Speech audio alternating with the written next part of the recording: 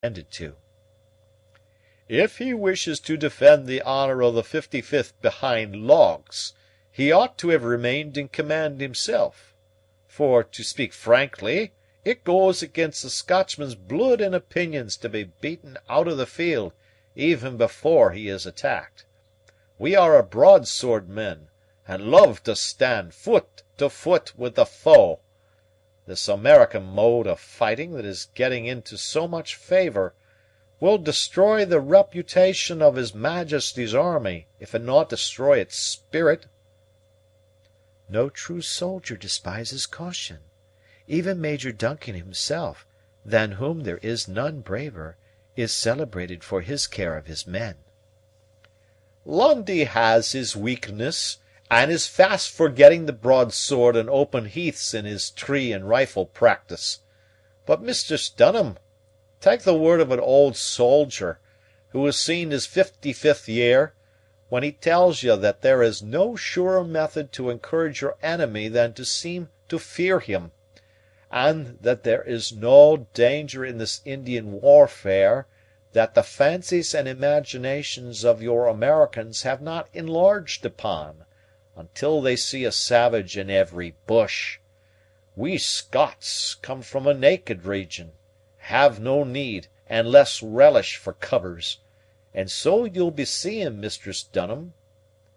The Corporal gave a spring into the air, fell forward on his face, and rolled over on his back, the whole passing so suddenly that Mabel had scarcely heard the sharp crack of the rifle that sent a bullet through his body. Our heroine did not shriek, did not even tremble, for the occurrence was too sudden, too awful, and too unexpected for that exhibition of weakness. On the contrary, she stepped hastily forward, with a natural impulse to aid her companion. There was just enough of life left in M'Nab to betray his entire consciousness of all that had passed. His countenance had the wild look of one who had been overtaken by death by surprise, and Mabel, in her cooler moments, fancied that it showed the tardy repentance of a wilful and obstinate sinner. "You'll be getting into the blockhouse as fast as possible," M'Nab whispered, as Mabel leaned over him to catch his dying words. Then came over our heroine the full consciousness of her situation, and of the necessity of exertion. She cast a rapid glance at the body at her feet, saw that it had ceased to breathe, and fled. It was but a few minutes' run to the blockhouse, the door of which Mabel had barely gained when it was closed violently in her face by Jenny, the soldier's wife, who in blind terror thought only of her own safety. The reports of 5 or 6 rifles were heard while Mabel was calling out for admittance, and the additional terror they produced prevented the woman within from undoing quickly the very fastenings she had been so expert in applying. After a minute's delay, however, Mabel found the door reluctantly yielding to her constant pressure, and she forced her slender body through the opening the instant it was large enough to allow of its passage.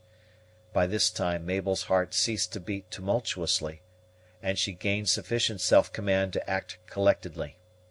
Instead of yielding to the almost convulsive efforts of her companion to close the door again, she held it open long enough to ascertain that none of her own party was in sight, or likely on the instant to endeavor to gain admission.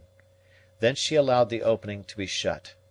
Her orders and proceedings now became more calm and rational, but a single bar was crossed, and Jenny was directed to stand in readiness to remove even that at any application from a friend. She then ascended the ladder to the room above, where by means of a loophole she was enabled to get as good a view of the island as the surrounding bushes would allow. Admonishing her associate below to be firm and steady, she made as careful an examination of the environs as her situation permitted. To her great surprise, Mabel could not at first see a living soul on the island, friend or enemy. Neither Frenchman nor Indian was visible, though a small straggling white cloud that was floating before the wind told her in which quarter she ought to look for them. The rifles had been discharged from the direction of the island whence June had come, though whether the enemy were on that island or had actually landed on her own, Mabel could not say. Going to the loop that commanded a view of the spot where M'Nab lay, Her blood curdled at perceiving all three of his soldiers lying apparently lifeless at his side.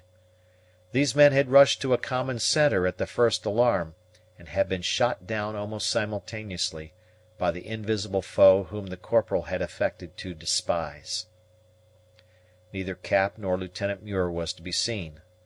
With a beating heart Mabel examined every opening through the trees, and ascended even to the upper story or garret of the blockhouse, where she got a full view of the whole island, so far as its covers would allow, but with no better success. She had expected to see the body of her uncle lying on the grass like those of the soldiers, but it was nowhere visible. Turning towards the spot where the boat lay, Mabel saw that it was still fastened to the shore, and then she supposed that by some accident Muir had been prevented from effecting his retreat in that quarter. In short, the island lay in the quiet of the grave, the bodies of the soldiers rendering the scene as fearful as it was extraordinary. "For God's holy sake, Mistress Mabel!" called out the woman from below; for though her fear had become too ungovernable to allow her to keep silence, our heroine's superior refinement, more than the regimental station of her father, still controlled her mode of address. "Mistress Mabel, tell me if any of our friends are living. I think I hear groans that grow fainter and fainter, and fear they will all be tomahawked." Mabel now remembered that one of the soldiers was this woman's husband, and she trembled at what must be the immediate effect of her sorrow, should his death become suddenly known to her. The groans, too, gave a little hope, though she feared they might come from her uncle, who lay out of view. "We are in his holy keeping, Jenny," she answered. "We must trust in Providence, while we neglect none of its benevolent means of protecting ourselves. Be careful with the door. On no account open it without my directions." "Oh, tell me, Mistress Mabel, if you can anywhere see Sandy! If I could only let him know that I'm in safety, the good man would be easier in his mind, whether free or a prisoner." Sandy was Jenny's husband, and he lay dead in plain view of the loop from which our heroine was then looking. "Ye'll no tell me if you're seeing a Sandy?" the woman repeated from below, impatient at Mabel's silence. "There are some of our people gathered about the body of M'Nab," was the answer, for it seemed sacrilegious in her eyes to tell a direct untruth under the awful circumstances in which she was placed. "Is Sandy among them?" demanded the woman, in a voice that sounded appalling by its hoarseness and energy. "He may be, certainly, for I see 1, 2, 3, 4, and all in the scarlet coats of the regiment." "Sandy!" called out the woman frantically. "Why do you not care for yourself, Sandy? Come hither the instant, man, and share your wife's fortunes in weal or woe. It's no moment for your silly discipline and vainglorious notions of honor. Sandy! Sandy!" Mabel heard the bar turn, and then the door creaked on its hinges. Expectation, not to say terror, held her in suspense at the loop, and she soon beheld Jenny rushing through the bushes in the direction of the cluster of the dead. It took the woman but an instant to reach the fatal spot. So sudden and unexpected had been the blow, that she in her terror did not appear to comprehend its weight. Some wild and half frantic notion of a deception troubled her fancy, and she imagined that the men were trifling with her fears. She took her husband's hand, and it was still warm, while she thought a covert smile was struggling on his lip. "Why will ye fool life away, Sandy?" she cried, pulling at the arm. "You'll all be murdered by these accursed Indians, and you not taken to the block like trusty soldiers.